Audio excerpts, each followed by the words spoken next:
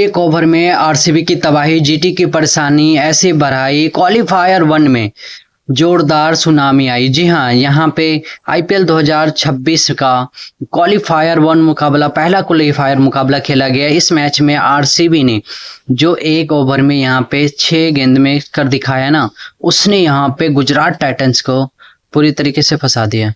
तो आप सोच रहे होंगे कि एक ओवर में ऐसा क्या हो सकता था। मैं आपको बता दूं, एक ओवर में यहाँ पे इस मैच के दशा और दिशा पूरी तरीके से बदल के रख दिया भाई। यहाँ पे आरसीबी का स्कोर 14 ओवर जब कंप्लीट हुए उस समय 140 रन था, पर यहाँ से ऐसा लग रहा था कि भाई साहब आरसीबी जो एक बहुत बड़ा टारगेट वो अचीव करना चाह रही है, बड़ा टारगेट सेट करना चाह रही है, वो वहां तक नहीं पहुंच पाएगी, क्योंकि 10 ओवर प्रति रन ही आ रहे थे और आरसीबी के बल्लेबाज थोड़ा सा स्ट्रगल करते हुए नजर आ रहे थे।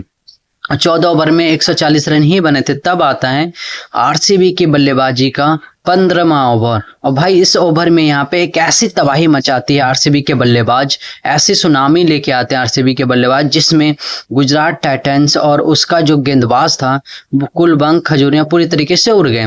जब आगाज हुआ था भाई यहाँ पे 14वें ओवर का, तब स्कोर था 140 रन, और जब यहाँ पे 15 ओवर खत्म हुए यहाँ पे, तो आरसीबी ने स्कोर बोर्ड पे 168 रन लगा दिए थे, 168 रन बना दिए, आरसीबी ने पहुंच गए।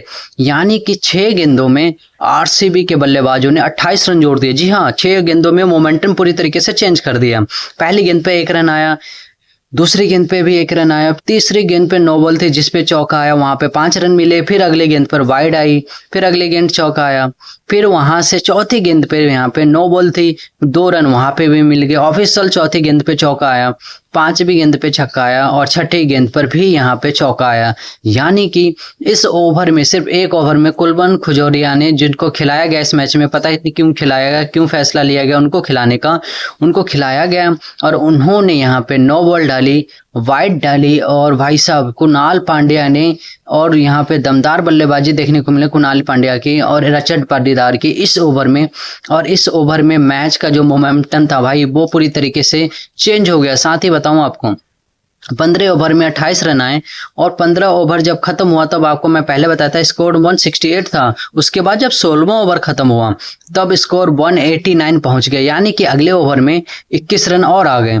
3 छक्के भी मारे आरसीबी के बल्लेबाजों ने इस ओवर में राशिद खान को, जिससे पहले तक बहुत अच्छी गेंदबाजी कर रहे थे, बहुत किफायती गेंदबाजी कर रहे थे राशिद खान। और 14वां ओवर में आरसीबी यहाँ पे 140 पर थी, और 17वें ओवर में यहाँ पे आरसीबी 200 रन पार कर गई भाई। यहाँ पे धमाकेदार पारी, यहाँ पे जोरदार पारी देखने को मिली, तूफानी पारी देखने को मिली। रजत पाटीदार ने 16वें ओवर में तो धमाका किया ही, 17वें ओवर में भी यहाँ पे रजत पाटीदार के बल्ले से आपको छक्कों की बारिश देखने को मिली, जिसने यहाँ पे आरसीबी के स्कोर को देखते ही देखते तूफानी अंदाज में, जोरदार अंदाज में यहाँ पे 200 के पार पहुंचा दिया, वो भी सिर्फ और 17 ओवर में। उसके बाद आरसीबी के बल्लेबाज के, यहाँ पे आरसीबी के बल्लेबाजों का हल्ला बोल जारी रहा।